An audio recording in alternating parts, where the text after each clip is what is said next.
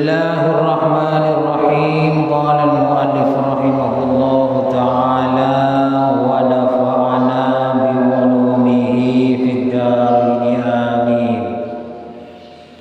Masih di bab banyak cara untuk melakukan kebaikan, bagian yang ketujuh.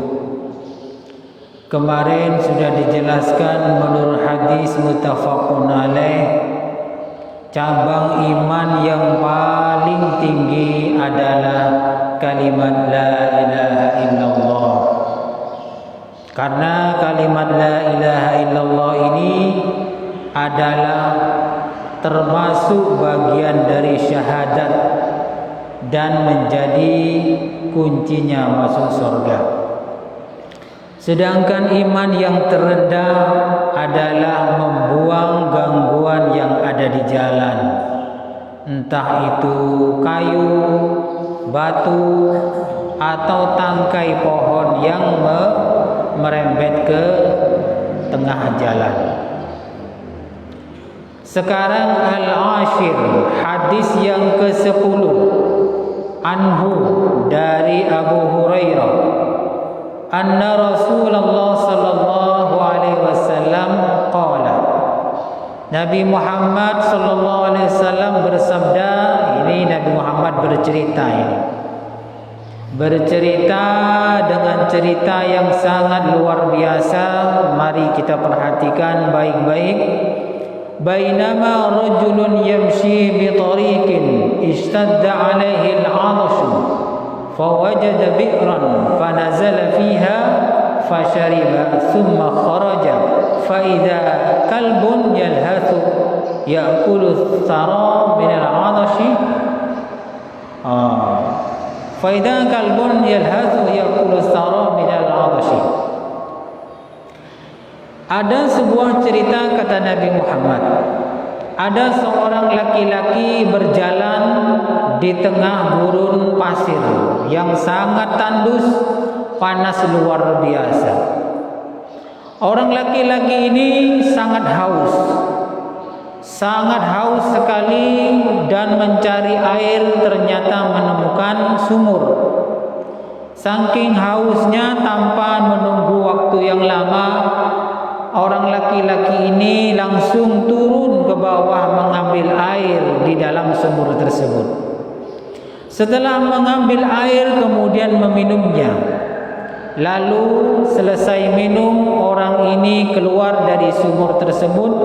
Ternyata di atas sumur terdapat anjing yang sangat haus juga. Saking hausnya ini, lidahnya itu menjilat-jilat sampai makan debu. Jadi sama-sama hausnya.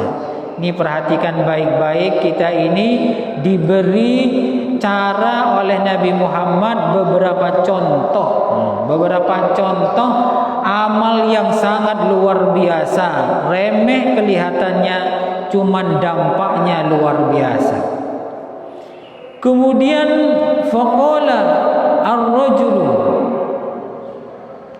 laqad balagha hadzal kalbu min al-'atash mithla alladhi kana qad balagha minni.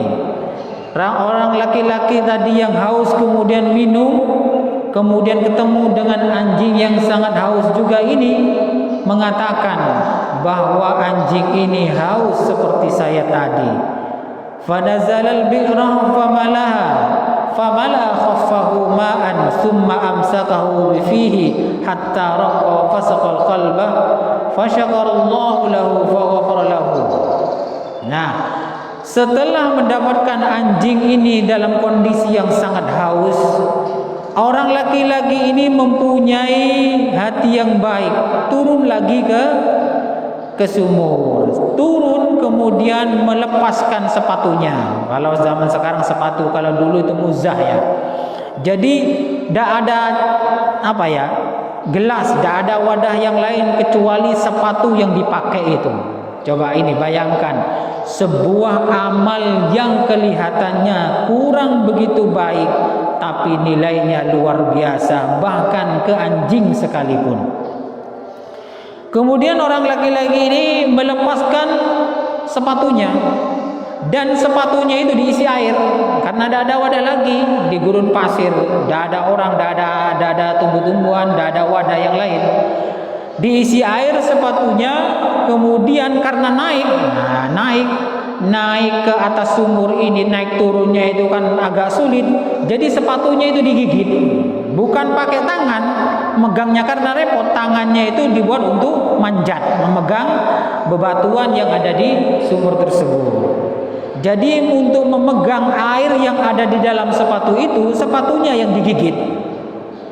Luar biasa. Makanya perhatikan baik-baik ya, biar kita ini betul-betul nanti mempunyai amal-amal yang luar biasa, yang dianggap remeh, tapi di hadapan Allah Subhanahu wa taala nilainya sangat luar biasa. Kemudian setelah digigit sampai ke atas, orang laki-laki ini memberi minum kepada kepada anjing tersebut. Fasyakarallahu lahu faghafara lahu. Kemudian Allah menerima amalnya dan mengampuni dosa-dosanya orang laki-laki ini. Qalu ya Rasulullah, para sahabat bertanya, wahai Pak ya Rasul, wa inna lana fil bahaim ajran, apakah ketika kita membantu binatang itu dapat pahala? Faqala fi kulli kabidin radabatin ajrun muttafaqun alaih. Jawabnya Nabi Muhammad, setiap hewan yang punya hati, kalau kita membantu, kita pasti mendapatkan pahala. Ini jadi membantu binatang dalam kondisi sangat butuh itu juga amalan yang remeh, tapi nilainya luar biasa bagi Allah Subhanahu wa taala.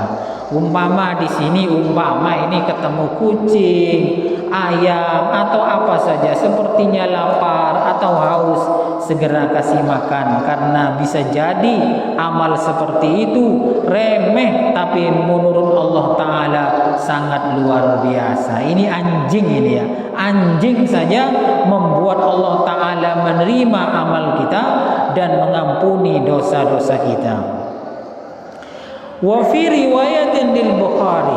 Nah ini dalam riwayat lain, menurut riwayat lain hadis lil Bukhari, fa syakarallahu lahu fa ghafara lahu fa adkhalahul jannah. Ini ada tambahannya. Jadi Allah menerima ibadahnya atau amal solehnya orang tersebut, kemudian Allah mengampuni dan memudahkan dia untuk masuk surga. Ini anjing ini ya, yang ditolong anjing ya. Makanya kalau kita mempunyai kesempatan membantu orang lain, baik dengan pangkat atau dengan jabatan atau dengan uang, jangan banyak alasan, repot lah, banyak tanggungan lah, ini jangan ya. Jangan banyak alasan. Kalau kita ingin mudah masuk surga, mudahkan orang lain, maka Allah juga akan mudahkan kita untuk masuk surga. Ada orang minta tolong, jangan banyak macam alasan ya. Tolong saja kalau memang bisa. Kalau tidak bisa ya tidak apa-apa, bilang maaf tidak bisa. Kayak orang lagi butuh beras, hutang, atau orang mau ngirim anaknya mondok, tidak usah banyak alasan. Kalau memang punya, bantu. Siapa tahu itu juga bisa membuat kita ini mudah sekali masuk surga. Ini membantu anjing saja Allah Ta'ala menerima tobatnya, menerima amal kita, dan juga memasukkan ke dalam surga dengan cara yang mudah. Wa fi riwayatin lahuma, ada juga riwayat lain, menurut riwayat lain Bukhari Muslim, baina kalbun. Ini kalau riwayat yang lain ya, sebenarnya ini sama maksudnya, cuman ada tambahan-tambahan keterangan yang lebih komplit. Bainama kalbun yutifu birokiyatin. Jadi suatu ketika ada anjing muter-muter ada di sekitar kanan kirinya sumur.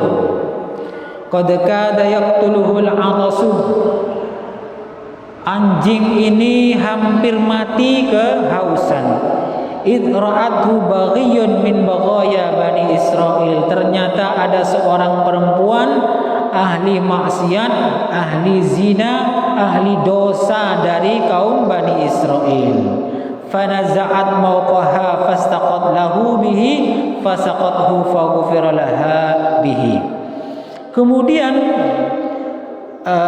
orang perempuan Bani Israel yang ahli zina, ahli dosa ini membuka sepatunya. Ya, ceritanya seperti tadi, mengambil air yang ada di sumur, kemudian memberi minum kepada anjing tersebut. Dari sinilah wanita yang ahli dosa itu diampuni oleh Allah Subhanahu wa taala. Intinya jangan remehkan amal yang remeh. Walaupun kelihatannya remeh, tapi Allah Subhanahu wa taala senang, suka, ridho, maka kita akan mudah masuk surga. Ini kan bagian dari cerita yang sangat unik, namun perlu kita tiru. Tapi ya jangan begini ya. Sudah wis saya dah solat, umpama dah solat, dah puasa, dah zakat umpamanya, cukup cari anjing yang sedang kehausan umpamanya, biar nanti masuk surga diampuni oleh Allah. Ya jangan begitu. Ini cerita bukan untuk ditiru ya, bukan untuk ditiru. Cuman kita ini agar supaya jangan meremehkan amal yang kecil, karena itu bisa membuat Allah Ta'ala, kadang membuat Allah Ta'ala ridho. Ya kalau tepat Allah ridho ya. Cari anjing yang haus, gak puasa wis, dah usah sholat, yang penting dah ada cerita itu hadisnya sahih, kemudian ditiru, dah sholat, dah zakat, kemudian berzina dan lain sebagainya. Iya kalau Allah suka. Kalau lagi gak suka gimana? Nah ini, jadi ini sekedar cerita, bukan untuk ditiru, tapi untuk dijadikan pedoman bahwa amal kecil jangan diremehkan, karena itu terkadang bisa membuat Allah Ta'ala itu ridho, mengampuni kita, kemudian memasukkan kita ke dalam surga, memasukkan dengan mudah. Al-Hadi Ashar Al-Hadi Ashar yang nomor 11, anhu dari Abu Hurairah juga, anin Nabi sallallahu alaihi wasallam qala. Perhatikan baik-baik, ini juga amalan remeh cuman sangat luar biasa. Laqad ra'aitu rajulan yataqallabu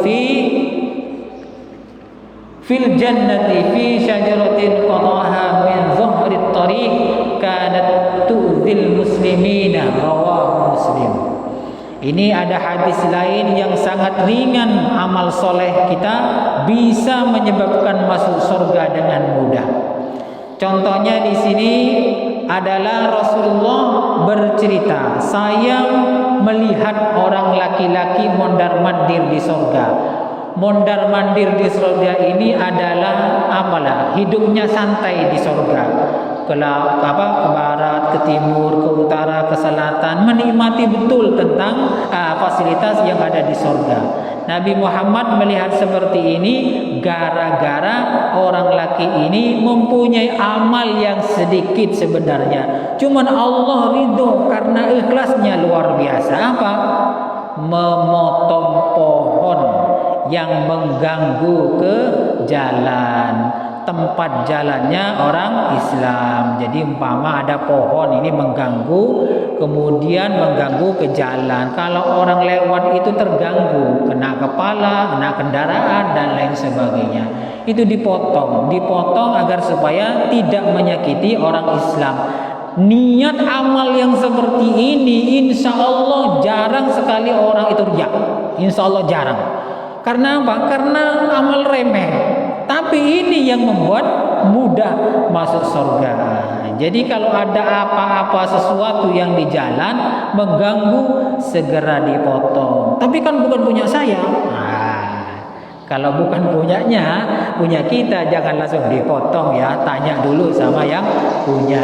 Pak, mau dipotong Pak, ini pohonnya mengganggu pengguna jalan. Oh ya silakan, wes. insya Allah ini adalah amal remeh namun menghasilkan pahala yang luar biasa.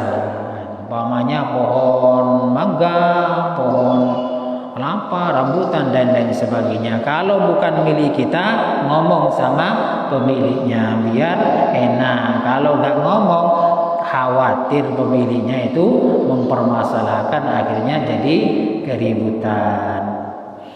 Wa fi riwayatin marra rajulun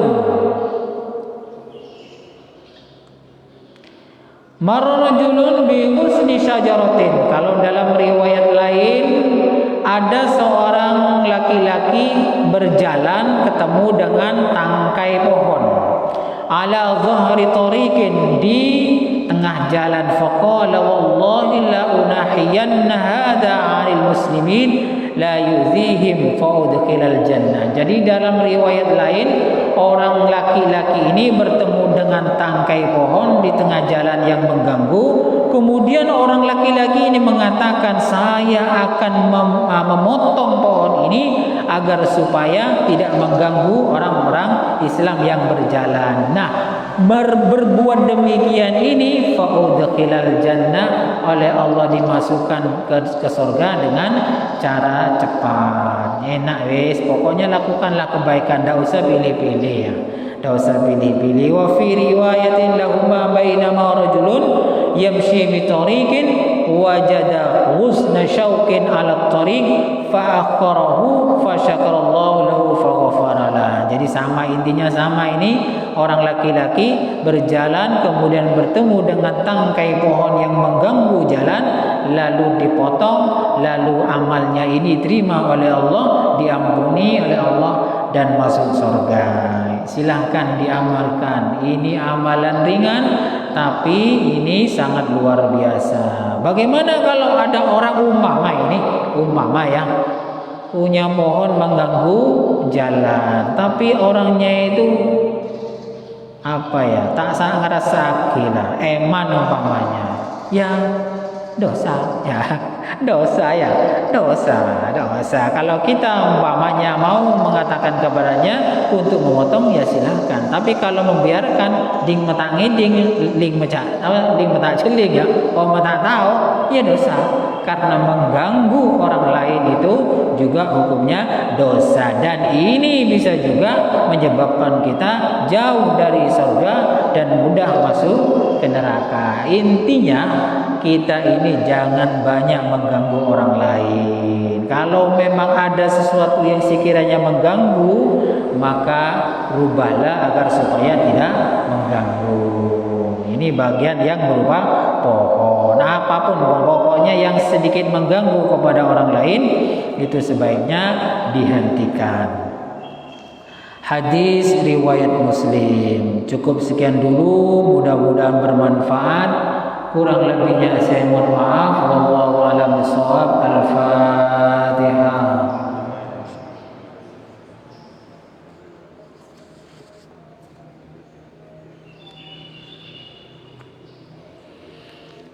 Assalamualaikum warahmatullahi wabarakatuh.